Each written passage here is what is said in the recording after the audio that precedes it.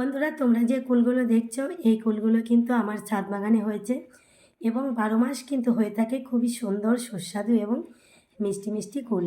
তো কিভাবে গাছটি আমি পরিচর্যা করি আর সেই জন্যই গাছটি দেখো এবং ফলগুলো কতটা সুন্দর হয়েছে সেটাই তোমাদের সঙ্গে আজকে শেয়ার করব।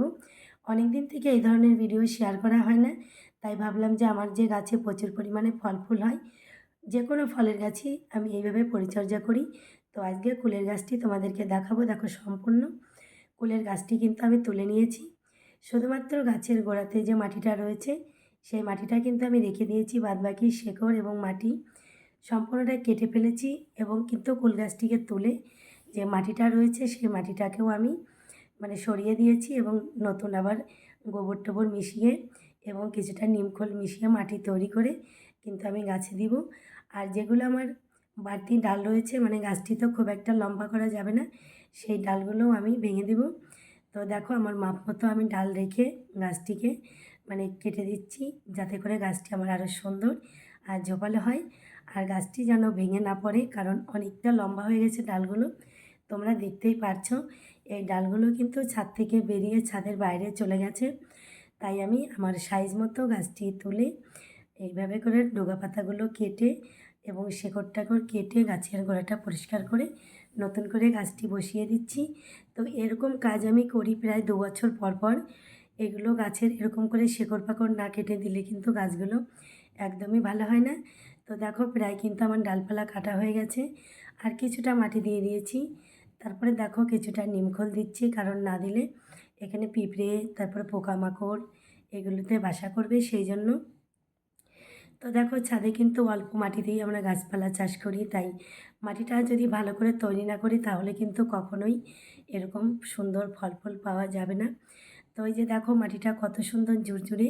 এগুলো মাটি কিন্তু খুবই এঁটেলো ছিল। তো সেই ঝুরঝুরে মাটির মধ্যেই আমি দেখো কিছুটা ছাই, তারপরে ছাদ ছাদ ঝাড় দেওয়া যে ফুল, তারপরে পাতা, এই সমস্তটাই কিন্তু দিয়ে দিয়েছি।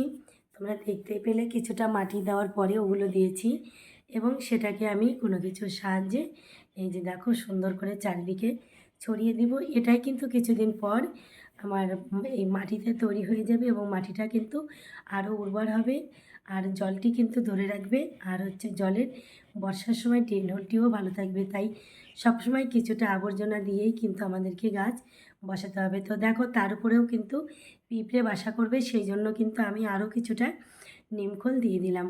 তো এমনি করেই কিন্তু আমি সুন্দর করে নিমখোল টোল দিয়ে আর কিছুটা গোবর সার, ছাই এগুলো দিয়ে এই যে দেখছো মাটিটা, সেই মাটিটাও আমি দিয়ে দিলাম পরিমাণ মতো মাটি।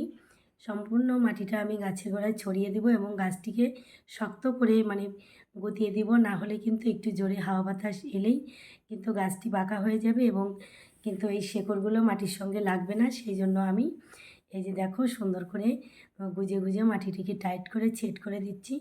আর এতে করে কিন্তু আমার গাছটি বুঝতেও পারিনি যে আমি জায়গাটা পরিবর্তন হলো বা আমাকে তুলে নিয়েছিল, কারণ গাছের গোড়ার মাটিটা আমি ধরে রেখেছি এবং অন্য মাটির সঙ্গে দিয়ে আমি শক্ত করে পিটিয়ে দিয়েছি। তারপরে দেখো, আরও প্রয়োজনীয় যে মাটিগুলো রয়েছে সেই মাটি টাটিগুলো দিয়ে গাছের গোড়াতে জল দিব। তো দেখো, জল দিতে গিয়ে এই যে তাড়াহুড়ো করে বালতিতে দিতে গিয়ে বালতিটি ভেঙে গেছে রোদে থেকে থেকে। তো যাই হোক, আমি অন্য পাত্রে করে জল নিয়ে এসে আমার গাছে দিয়ে দিলাম। তো এমনি করেই কিন্তু গাছ আমি পরিচর্যা করি। আর মোটামুটি সেরকম একটা খাবার দেই না, বছরে একবার একটুখানি কোনো খাবার যদি ইচ্ছে হয়, কলার খোসা টোসা বাড়িতে থাকাই সেগুলো দেই ভিজিয়ে। আর বাদবাকি হচ্ছে যে শুকনো শাকসবজির খোসা, সেগুলো আমি গাছের গোড়ায় দিই। কীভাবে দিই তোমাদেরকে অন্য ভিডিওর মাধ্যমে দেখিয়েছি। তো দেখো, এইভাবেই কিন্তু গাছ ভর্তি এত পরিমাণে ফুল ফল এবং পাতা পেয়ে যাই। তো কেমন লাগলো আমার ভিডিওটি অবশ্যই জানাবে, ভালো লাগলে সঙ্গে যুক্ত হয়ে যাবে। ধন্যবাদ।